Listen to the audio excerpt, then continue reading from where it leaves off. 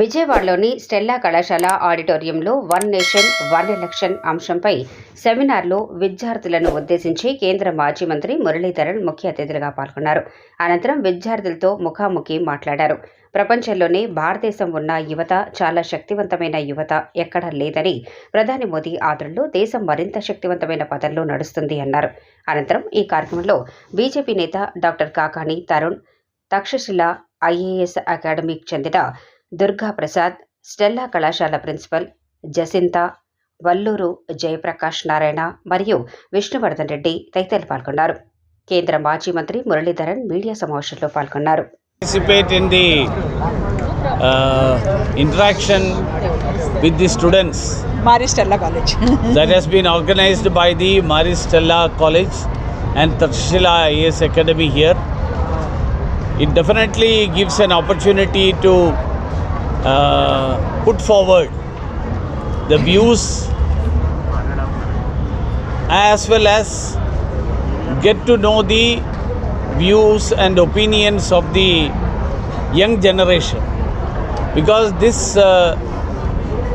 debate that is happening across the country on one nation one election is being watched keenly by the young population, because they are sure that they are the stakeholders, biggest stakeholders in this whole debate, because they are going to be part and parcel of the Vikasit Bharat. And for achieving Vikasit Bharat,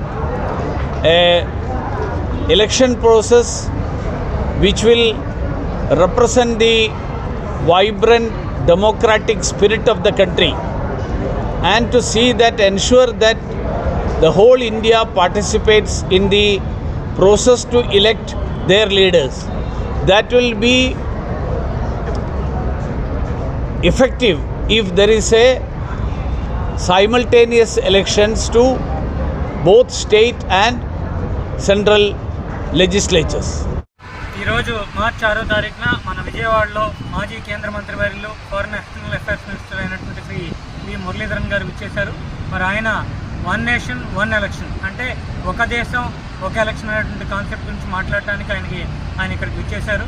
ఈరోజు విజయవాడలో ఉన్నటువంటి Morris Stella కాలేజ్లో civil service ఆస్పిరెంట్స్తోనూ అలాగే వివిధ రంగాల professionals అయినటువంటి లాయర్లు, డాక్టర్లు వారందరూ కూడా విద్యార్థులు ఇక్కడ సమావేశమై ఉన్నారు. మరి ఈ సమావేశంలో ముఖ్యంగా ఒక దేశానికి ఒక ఎలక్షన్ పెడతాం వల్ల వచ్చేటువంటి ప్రయోజనాలు ఏంటి అనేవి కూలంకుషంగా చర్చించడానికి ఆయన విజయవాడకి విచ్చేయడం జరిగింది. మరి సందర్భంగా ఆయన విద్యార్థులందరూ కూడా ఒక సందేశాన్ని ఇవ్వడం జరిగింది.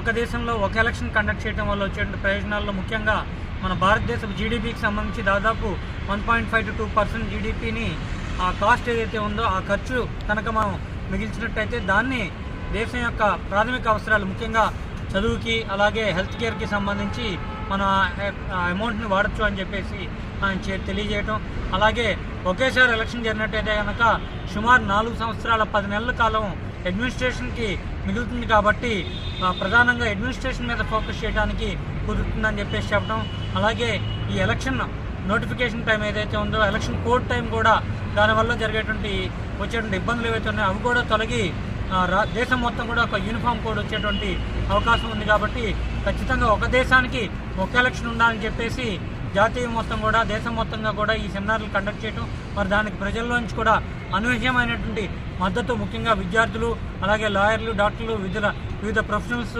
అందరూ కూడా దీనికి మద్దతు తెలుపుతున్నారు. కాబట్టి ఈరోజు ఇక్కడ 6వ తారీఖున జరిగిన సమావేశం తర్వాత తదనంతరం 9వ తారీఖున ఇక్కడ ఎంపీ సంబిత్ పాత్ర గారి ఆధ్వర్యంలో కూడా ఈ వన్ నేషన్ వన్ ఎలక్షన్ అనేటువంటి కాన్సెప్ట్ మీద విద్యార్థులు అలాగే సోషల్ మీడియా ఇన్ఫ్లుయెన్సర్స్ మరింత మందితో కూడా ఈ సమావేశం ఏర్పాటవుతుందని చెప్పేసి తెలియజేస్తారు. Sir, what was the best benefit of one nation one election from Andhra Pradesh? One nation one election is going to